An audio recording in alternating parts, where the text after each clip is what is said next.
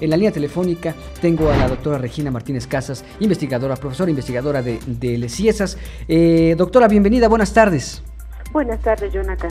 Gracias por tomar la llamada. Y bueno, hablaba yo de este reporte del proyecto Región Transfronteriza México-Guatemala. ¿Qué fue lo que encontraron? ¿Qué es lo que han encontrado en este reporte sobre la migración? Bueno, hemos encontrado muchísima información sobre diferentes temas.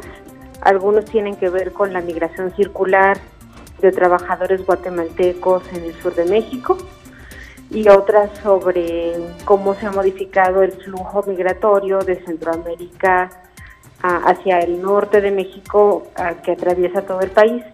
Pero en fechas recientes lo que encontramos fue algo que no teníamos contemplado, y es un flujo que viene de regreso, que llegó o bien a la frontera o a zonas urbanas en su trayecto, y que están regresando hacia Centroamérica, pues no como parte de un colectivo muy visible, como han sido las llamadas caravanas, sino pues en esfuerzos individuales, en algunos casos porque quedaron abandonados por las personas que los estaban moviendo, o en otros porque no encontraron las condiciones que esperaban para poder cruzar la frontera o para poder insertarse en el mercado laboral en México.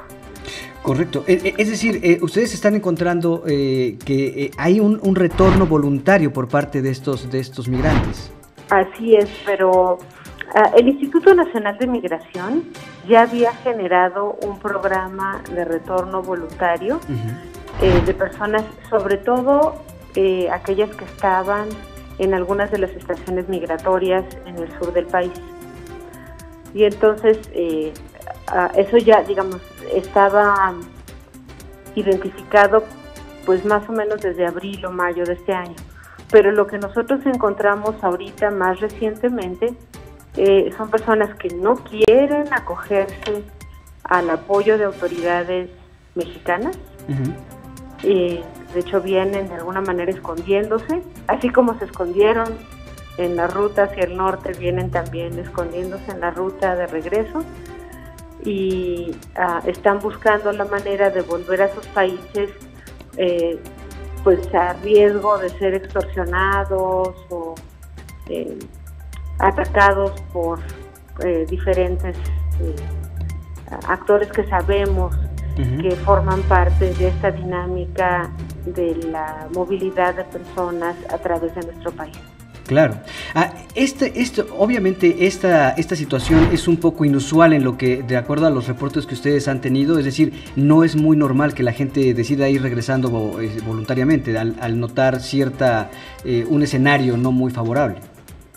Sobre todo así, en esta condición, también fuera, digamos, de los cauces que había generado ya el gobierno mexicano. O sea, sí teníamos información de pues invitaciones, por llamarlo de alguna manera, del gobierno mexicano para que nacionales de diferentes países que no tenían documentos para acreditar su estancia legal en México volvieran a su país, y para eso el gobierno mexicano generó un apoyo. Incluso hubo también el apoyo de una aerolínea comercial en donde les cobraban $1 más los impuestos. Sí, me acuerdo. Para devolverlos a países en Centroamérica. Pero lo que no teníamos contemplado eran estas personas que lo están haciendo a pie, por rutas parecidas a las que se usan para movilizarse hacia el norte, pero ahora vienen de regreso hacia el sur. Claro. En este sentido, y finalmente, doctora, muchísimas gracias. Estamos platicando con la doctora Regina Martínez Casas, profesora investigadora del CIESAS. En este sentido, y ustedes que llevan estudiando el tema migratorio, podríamos decir que entonces, a partir de estos acuerdos entre México y Estados Unidos, ¿sí han venido funcionando la estrategia que ha implementado el gobierno mexicano, o más bien es una cuestión que ha coincidido de alguna manera? Mire, me cuesta trabajo afirmar que es una consecuencia directa de los acuerdos a los que llegó México. Lo que sí creo es que ha habido un endurecimiento de la política migratoria de contención y por otro lado también un incremento de la xenofobia, que hace que las personas que están atravesando nuestro país se sientan constantemente en peligro. Entonces eso pues desalienta su movilidad, pero sobre todo las coloca en una condición de mucha vulnerabilidad y pues representa en algunos casos grandes desafíos para las organizaciones que buscan proteger sus derechos, pero sobre todo representa pues un riesgo para esas personas que le apostaron, digamos, a mejorar su calidad de vida a partir de la migración y que ahora están de alguna manera pues son, digamos, la moneda de cambio o están en este proceso de disputa entre lo que se ha negociado por parte de autoridades y lo que está también reaccionando a nivel local, autoridades y la población en general. Claro.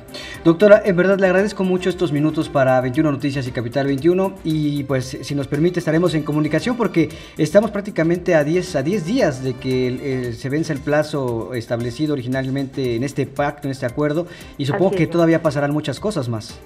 Sí, y bueno, es una tristeza que justo quienes estén pagando este costo muy alto pues son personas que se encuentran en una situación frágil. Doctora, muchísimas gracias. Gracias a ustedes, Jonathan. Que esté muy bien.